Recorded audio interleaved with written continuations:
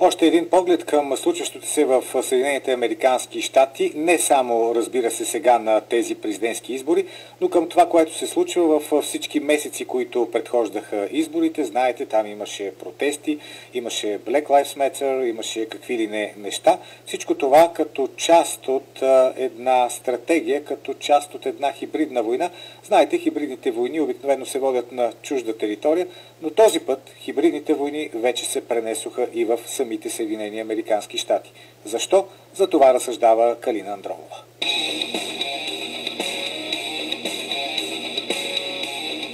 По ръба.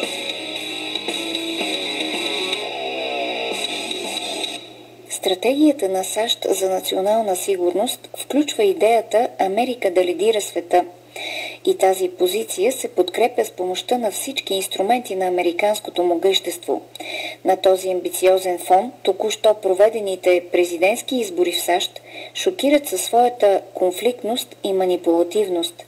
Тази мощна държава, която все още доминира цялата планета и доскоро беше, ако не друго, то поне фасаден пример за демократични практики, изведнъж стигна до улични метежи и брутални машинации за разрешаване на политическия избор. През последните 20 години Америка силно девалвира своето значение като авторитет на разума на международната сцена. САЩ спечелиха битката с комунизма, но междувременно взеха на въоръжение ултралибералния олигархичен прагматизъм, в който няма правила, няма идеология, няма обществени намерения. Има само невъобразимо големи финансови интереси и опция да контролираш еднополюсния свят. Подобна цел оправдава всички средства. Съединените щати са разработили и използват много умело технологията на неконвенционалните войни и асиметричния удар за решаване на задачи, свързани с американските външнополитически интереси и с националната си доктрина за сигурност. Хибридните войни, като съвкупно понятие, могат да включват всевъзможни аспекти на скрита интервенция, която не винаги има видима политическа маска, каквито са цветните революции, протестите срещу корупцията, социалните бунтове за справедливост. Това са дългосрочни технологии, силно абразивни за същностната тъкан на обществото, на въпросния обект мишена, като например мигрантски вълни, терористични удари, разрушаване на семейно-родовия контур, разлепяне на националната идентичност и изплакването й в глобалното блато, конструиране на недоволства в малцинствени групи, наливане на етническо, расово и религиозно напрежение, което лесно може да бъде взривено в определен необходим момент, изграждане на мрежи от неправителствени организации за граждански натиск върху непослушните правителства. Хибридните войни могат да включват и разпадане на биологичната норма и замяната й с занимателни идентичности, нямащи общо с природата. Целта е дезориентиране в смисъла на съществуването на индивидите и превръщането на забавлението в отправна точка на изразяване. Политиката на идентичностите отклонява публичния разговор от сериозните обществени проблеми, инфантилизира активната енергия на част от обществото и насочва естествения бунт на младите хора към елементарни ниши на личностни свободи – забавление, консуматорство, неограничени девиации в поведенческите модели.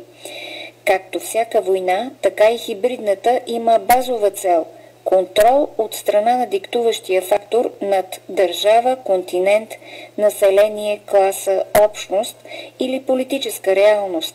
Не е никак трудно да преценим какви щяха да бъдат резултатите от изборите в САЩ, ако в мандата на Тръмп не се беше разразила COVID-кризата, ако не бяха провокирани анархистки изстъпления, грабежи на магазини, трошене на символи и стерилизиране на обществения климат под удобния лозунг за борба с расизма. Всъщност, да разпалиш недоволство прикрито зад идеални цели, които не могат да бъдат лесно атакувани, е изключително ефективна техника, защото няма човек, който би оспорил един дълбоко хуманен протест, какъвто е протестът по принцип срещу расизма. Така тази перфектна защита дава огромен размах на подобни размирици, защото те се легендират като безспорни и морално оправдани. Същата перфидна фасада имат и войните за износ на демокрация. Нима някой може да бъде против демокрацията? Разбира се, че не. Легендирането с необорими етикети е важна част от тази техника и то отваря пътя за легитимно действие, като парира възможността за ответни удари и провал на операциите. Америка дълго се пазеше да използва технологията на хибридните практики на своя вътрешна територия. На тези избори обаче видяхме как арабската пролет се превърна в американска есен. Възникването на агресивни тълпи не е схема трудна за осъществяване. Експертите са разработили алгоритми. Създаване на остро конфликтно събитие, скупчване на спонтанния гняв, организиране на гнева с помощта на платено ядро, което внася импулси и в периферията. Част от ядрото се разсейва сред тълпата, за да насочва действията й и да наблюдава самоинициативите. При работата с множество от хора се използва механизма на емоционалната зараза, която изтрива индивидуалните различия, създавайки едно общо аморфно тяло на тълпата, което реагира безсъзнателно на външни импулси и лесно превръща внушенията в действия.